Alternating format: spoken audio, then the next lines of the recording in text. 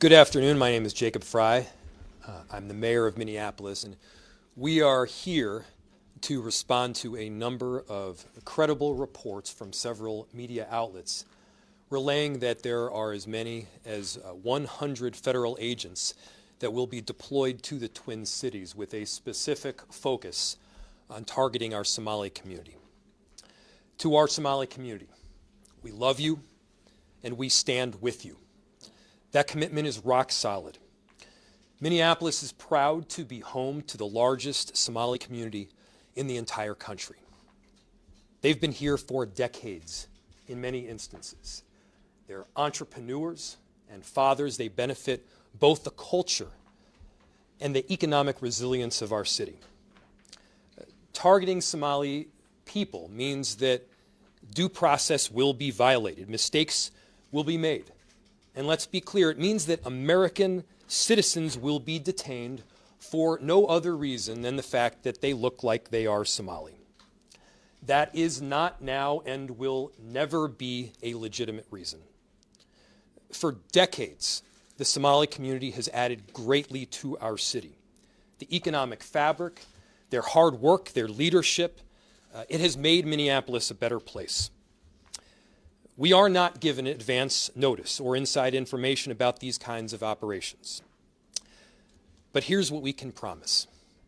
We will not compromise our values here in Minneapolis.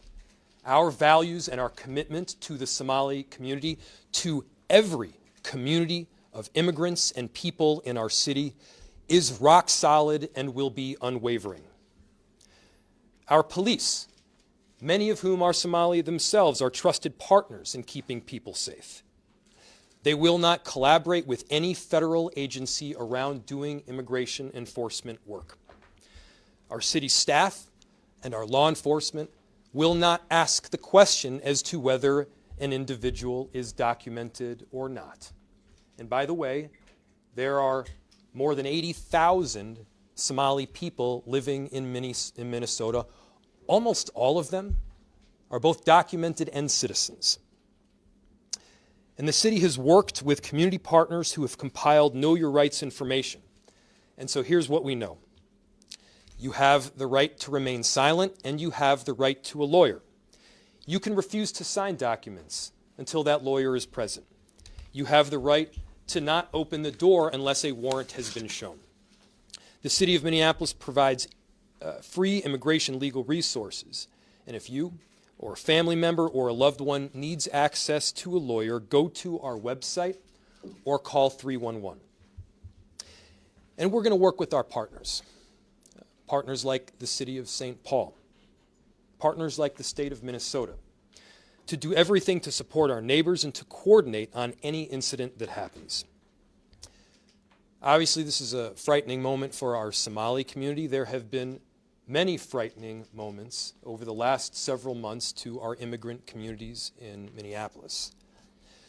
In Minneapolis, our diversity is diverse. People come from 1,000 different backgrounds, mentalities, and perspectives with one beautiful thing in common. They love our city and they're proud to call it home. And we're going to stand with them every step of the way. But we need to also be demanding better from an administration who is intent on targeting people and committing so much time, energy, and money to terrorizing certain groups within our community. That's not American. That's not what we are about. And we're going to do right by every single person in our cities. And so, to our Somali community, Daman Shabka, Somaliyed Kunul, Minnesota, Garahan, Minneapolis, Waan, Ku Janilahai, Waan, Ku Gereb, Taganahan. We love you, we stand with you, and we aren't backing down. With that, I will turn it over to the mayor of St. Paul, Mayor Melvin Carter. Good afternoon, I'm Melvin Carter, the mayor of the city of St. Paul. As Mayor Frey just said, we are hearing credible information around a convergence of federal law enforcement officials, federal agents coming into our community with the intentionality around targeting our Somali community. Just earlier today, we saw sadly, the President of the United States opened his mouth to take a whole group of people, a whole country of people, and denigrate just based on where they come from. And somehow we found ourselves to a place where that doesn't surprise any of us. But when the mayor said the word un-American, it rang true to me. I grew up celebrating in America and learning about an America who prided ourselves on being a beacon that drew people from other places. I grew up in an America that prided itself on being a country of immigrants, that prided itself on the fact that people from other countries would look across a whole ocean and say, that's where I want to be.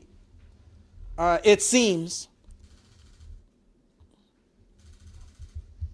that what we learned was that we've prided ourselves, and we have decades and generations of priding ourselves on being a beacon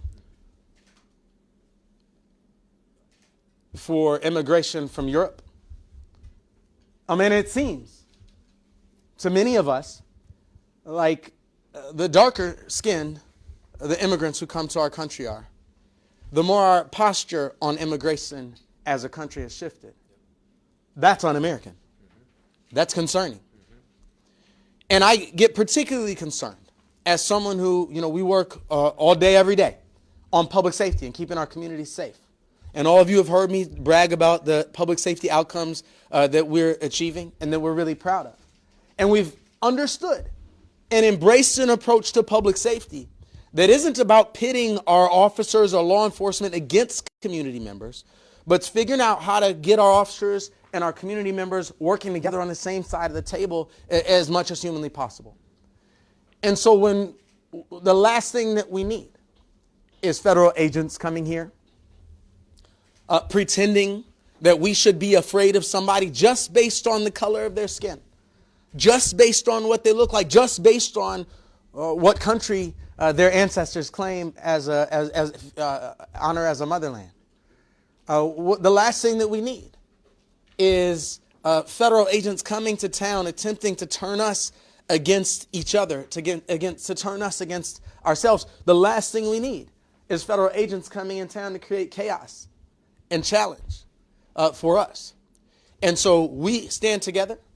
Both of our cities have stood up immigrant and refugee services supports. In St. Paul, it's our Office of Immigrant and Refugee Services. In our city attorney's office, we encourage folks to look to those websites. We encourage folks to look to the organizations that serve immigrants and refugees across our community, because we have constant reminders out there about what your rights are. You have rights. That's an American thing. You have rights. We all have rights. And so we'll be sharing on social media today some of those resources are that people need to look to. We'll be working with our police department to ensure our capability of facilitating peaceful protests, as I imagine we'll see some people who will want to stand up and say that we disagree with this federal targeting. And just like Mayor Frey just said, we in St. Paul celebrate our large Somali community. We celebrate the contributions that our community has made in every aspect, whether that's education, whether that's public service, whether that's public safety, whether that's our economics and local jobs. We celebrate that. Our community would not be the same without it. And so we continue to stand with the members of our Somali community. We continue to stand across municipal boundaries and across communities to say that the Twin Cities is not a place that tolerates or embraces hate, to say that the hateful and damaging rhetoric that we're hearing from Washington, D.C. right now is reprehensible, and it is not something that represents who our community is or who our country can be. And we call on ourselves. I call on myself in the face of hatred, in the face of division, in the face of what seems to be a strategy centered around intentional chaos, to lead with listening, to lead with compassion, to engage with humanity, and to ensure that we are every single day modeling the type of behavior, the type of approach, and the type of humanity that we sure wish our federal representatives in Washington, D.C. Would follow suit. We have the capacity as a local community to be that loving, incredible place. That's who we are. That's what we are. And that's certainly something that we don't need federal agents coming and disturbing. Thank you all for being here. And with that, I think I'm turning it over to Councilmember Ross. Oh, I'm sorry, to Councilmember Ross. Thank you. Good afternoon. My name is Jamal Osman. I am the council member of Ward 6, someone who represents the largest East African community in Minneapolis. I am proud to say I'm a Somali American. This country welcomed me and my family 26 years ago. It has provided me a life that I did not have in Somalia. We came here and we are thankful to be here. I've been educated here, got the opportunity to serve my community, to be a council member. I know many families are fearful tonight. They are. But I want you to know that City of Minneapolis stand behind you as the leaders, both mayors and the chief and everyone that stand behind you are here to stand with you. Our community has lived through fear in the past. And we're not going to let us divide that. We're going to stay informed, we're going to stay safe, and we're going to support each other. We will continue to working our partners on the ground so residents know their rights. They know where to turn for help, and we know that Minneapolis will not abandon. One of the things I do want to say, and obviously everyone knows that our president is racist, xenophobic, Islamophobic, and we are going to fight that. America has a history of fighting and stopping those kind of individuals who continue to divide people and divide communities. Many Somalis that live in this community are working at your groceries, working at your hospitals, delivering your babies. They're doctors. They are very successful individuals. Now I would like to switch into Somali to speak to my community. Assalamu alaikum. Walaalayaal waxaan la hadlayaa community-ga magaalada Minneapolis. Anigoo ah Jamal Usman. Waxaan inii sheegayaa City Minneapolis garabkiina ay taagan tahay. Community-geena target ayaa lagu yahay. Qolyahan dalka soo galaya oo la sheegay hadda in 100 qof ka badan lagu soo wado waa inaan ka fijignaanaa, waa inaan la hadashaa lawyer-kaaga, waa inaan ogaataa rights-kaaga, United States rights ayaa ku leedahay, waa inaanan division aanan la ku suubinin. Xaquuq baa u leedahay, due process baa jira dalkan aan joogno, marka taxadara. City Minneapolisna waa in la taaganta, garabkeena la taaganta. Thank you so much. I would like to welcome the Chief O'Hare.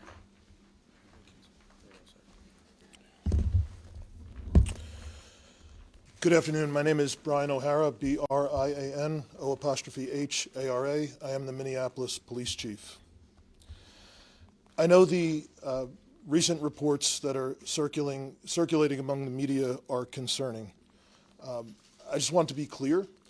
We are not confirming anything that has been in any of these reports, and we don't have any official information ourselves. What we are aware of is what has been happening in our community. And our involvement, the mayor's leadership on that, council members and other elected officials in the city did not start today. That's been going on. The fear that the community has been experiencing, immigrant communities have been experiencing in this city is real. We have been meeting, I have been meeting with pastors, imams, business owners that are having a real impact in our city. People are afraid to go to church. They're afraid to go to worship. They're not spending money at a lot of our immigrant businesses in the city. And from a public safety perspective, the fear of people to cause the police is something that to call the police in a time of need is something that harms everyone. We don't need that. If people are able to prey on certain people in our community, to victimize them, to rob them, because they think those folks are less likely to call the police, that makes everyone in the city less safe. It does absolutely nothing for public safety. So I just need to be clear, as our mayor has stated, the Minneapolis Police Department does not work with federal law enforcement for the purpose of conducting immigration enforcement. We don't provide information to federal immigration authorities. We don't ask people about their immigration status. Our mission is clear: to protect life, to uphold the law, and to maintain safety for all people in our communities. Over the last 24 hours, I have addressed every roll call in this city, from last night into this morning. Not because of these news reports, but because I have been concerned. Both over the weekend, we've been getting reports, increased reports of immigration-related activity from members in our community. We can't verify that, but we know people in the community are heightened. And we also know that there have been incidents more recently, two very recently in St. Paul, around immigration enforcement. So our objective is straightforward as a police department. I want to try and minimize our officers' exposure to any of that type of enforcement activity and only respond when there is a legitimate public safety issue that we are responsible to our community to provide. And that means when there are threats of violence, when there is actual violence, or when there's property destruction. In moments like this, I know the tensions are high. I know how real the fear is in our community. People are going to want to speak out, to protest, and to exercise their First Amendment rights. Those are the rights of everyone in our community. And I want to be clear that we will absolutely defend people's rights to do just that. I also ask that if demonstrations do happen around any type of immigration raid, that they remain nonviolent, so that we can keep everyone in our community safe, so that we minimize the risk of any tragedy happening, or the immigrant communities that are already suffering to suffer that much more if there is destruction in our neighborhoods. Our officers are committed to serving a diverse city. Mayor, a council member referenced, we have many officers who themselves are immigrants, and many of us are deeply connected to the immigrant community in our city. With that, we are also working around revisions to our immigration enforcement policy. That has been in the works for weeks. We've obtained feedback from community and community-based organizations, and we will be issuing additional guidance this week to our officers, again, to try and address some of the issues that we're seeing nationally, and to provide clear guidelines to our officers. With that, I'll turn it back to our mayor. We'll open it to questions. Just to be clear, these 100 agents are on the ground and they call and they need crowd control. Will both cities, Minneapolis and St. Paul, continue to send officers for that capacity? Yeah. I was talking to Mayor Carter about this just recently, and here's the thing. Our police officers are not ICE agents. They will not cooperate with ICE agents. But the presence of ICE agents doesn't suddenly make our police officers not police officers. That's what Mayor Carter said to me the other day, and he's exactly right. Our police officers have an obligation, first of all, not to enforce federal immigration law. That is not their job. I want our police officers keeping people safe. I want our police officers responding to violent crime. I want our police officers preventing homicides and carjackings and shootings from occurring in the first place. You know what I don't want them doing? I don't want our police officers spending a single second hunting the father down that just dropped his kids off at daycare, who's about to go and work a 12-hour shift, who happens to be from Mogadishu or who happens to be from Ecuador. That man makes our city a better place. That man is a valued resident of our city and someone who we're proud to have him call Minneapolis and or St. Paul home. Our police officers do respond to 911 calls. And there are instances where they will have to escort an ambulance. There will be instances when somebody will call 911 reporting a kidnapping. Many times those calls do in fact come in even during some form of federal raid. So the presence of ICE doesn't mean that our responsibility to keep people safe stops. It means that we have to be there to protect people, to protect property, and to save lives. That job doesn't get thrown in the garbage simply because the actions of the federal government happen to be garbage themselves. Please.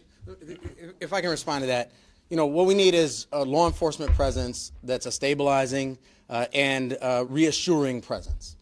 Our law enforcement presence ought to make people feel more safe, less fearful, that's the word that you use, and help us facilitate safe outcomes in our community. That's the problem with what we see from the federal government right now, is that we're seeing federal agents operate in communities across our country, not just St. Paul and Minneapolis, but in communities across our country in ways that certainly by impact, certainly have the impact and actually seem to be designed for the purpose of making people more fearful, and making people feel less safe in our community. That's a subversion. The problem is, in St. Paul and in Minneapolis and all across the country, is that we see federal agents showing up, and like I said, it feels to me intentionally, but whether it's intentional or not, federal agents showing up in communities across this country and having the impact of making people feel less safe, of making situations feel chaotic. And it is the responsibility of our police officers to respond to unsafe and chaotic situations in our community and help to try to be a stabilizing presence. And that's what I said earlier, and I think Chief O'Hara acknowledged this as well. And the truth is, you can interrupt me if you like, I don't even actually like the phrase crowd control, because our goal has to be what I said at the beginning, to be a stabilizing presence, to be a reassuring presence, and as you've heard many people say today, to facilitate, not control a crowd, but to facilitate the crowd's ability to safely express their First Amendment rights. Now, one of the key things to that is we have people across this metro area who've been trained as peaceful interveners, people who've been trained as witnesses, as people who've been trained to be able to help be organizers. And when we show up to those protests, it's our responsibility to help enforce and follow the norms that help to keep that a peaceful protest, so that we can do our part as well to help be a stabilizing influence. And that's sort of what I was talking about when I said, we have to do the opposite of what they're doing. Sadly, we live in an era where we have to find all of our ways, whether that's community members, whether that's protesters, whether that's elected leaders, whether that's our brothers and sisters in uniform. We all have to find ways to help stabilize things that it feels like our federal government and our President of the United States are intentionally destabilizing. Yes, we need our officers to be helpful to be stabilizing presence in those spaces and in all of our spaces in our community. Thank you. Do officials in each city currently have an open line of dialogue with the Department of Homeland Security just to get a basic sense of what you are responding to when the police does in fact end up going to these scenes? Or are you essentially showing up blind at a chaotic confrontation? Can you repeat the question? I will. Yeah. Yep. So the question, Ernesto's question was, do officials in our city have communication with the Department of Homeland Security so that when these large-scale raids happen, we're not going in blind? So we do work with federal law enforcement literally every day around violent crime, around people smuggling fentanyl into the country, gang violence, those types of things. That is a part of our job. But our officers that do work with federal law enforcement have very clear directives, and federal law enforcement is aware that we absolutely will have nothing to do with anything related to immigration enforcement. So as you are aware, the one instance that we've had in this city, we were caught by surprise because of that. But yes, on a day-to-day basis, we are still working with federal law enforcement to prosecute people that are carjacking people in this city, that are involved in gang violence, that are involved in smuggling drugs and shooting people. That still happens. But no, there is no communication around immigration enforcement. Chief, what preparations are you making, and what are you telling officers? Are you having have a riot here at the ready just in case things get out of hand? And what have you been telling your officers in those roll calls that you've been? So the last 24 hours, I had the entire command staff with me, all of the chiefs at roll call, the leaders from our consent decree implementation unit present, as well as our officers that deal with response to large-scale incidents. So basically what I do is I have the consent decree implementation unit go over the city and the police department's policy around immigration enforcement to ensure everyone is abundantly clear where the guardrails are, and to talk about additional guidance that is coming out.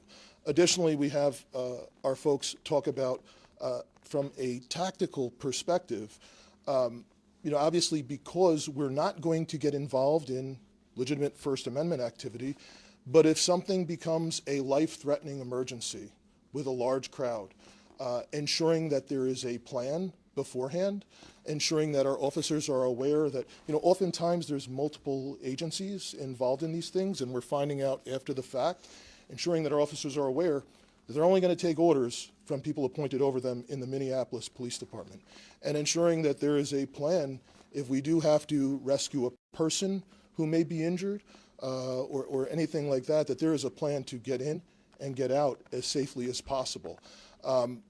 We will not automatically respond just because someone has called and asking for assistance. But if something is an emergency, there is no time to talk about and have it go up the chain of command and say, are we going to respond? But, things unfold very quickly, and we will do our sworn duty to respond to protect life when it's needed.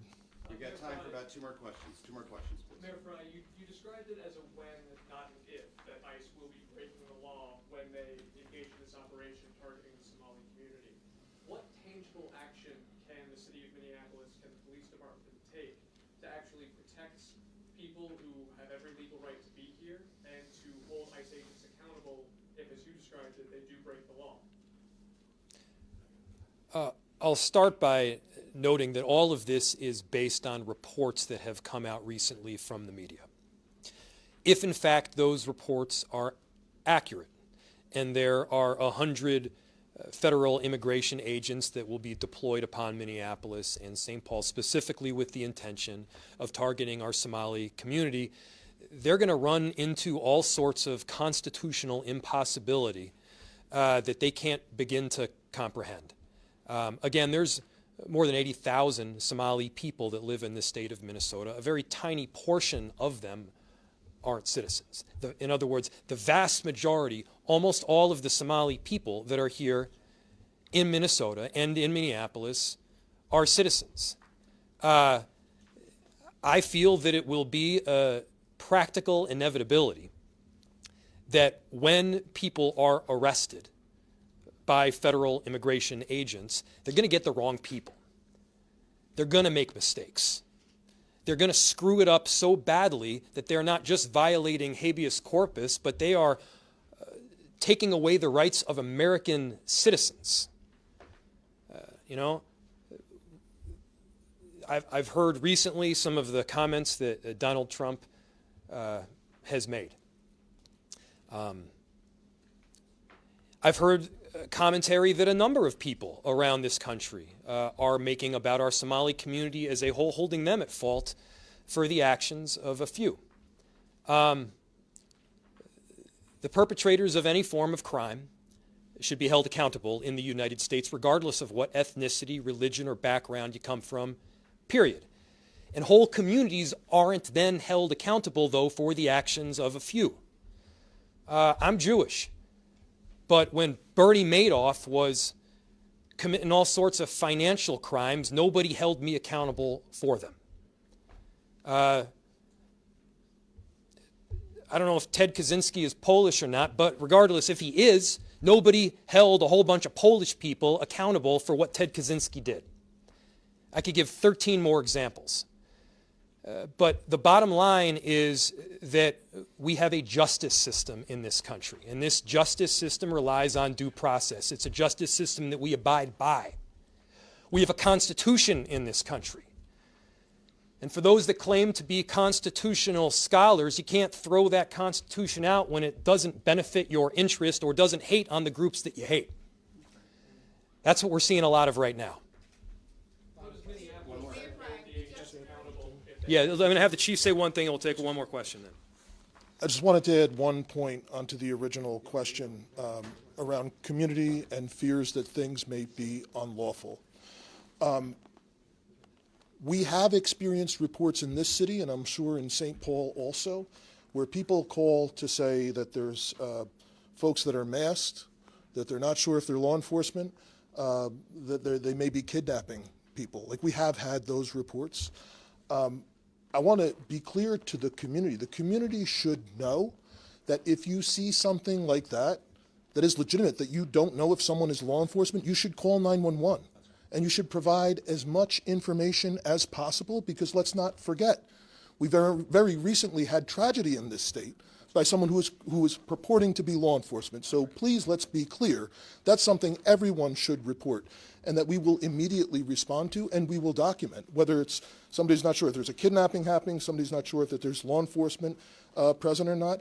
And that's something else that's additional policy requirements that we are implementing, that we will document and report these types of things anytime that we hear it, and reminding our officers of their duty to intervene. So if there is anything that is a violation of someone's human rights or civil rights, excessive force or anything like that, they absolutely have a duty to intervene as police officers. Okay, one more question. One more question from someone who has not asked a question yet, please. Right here.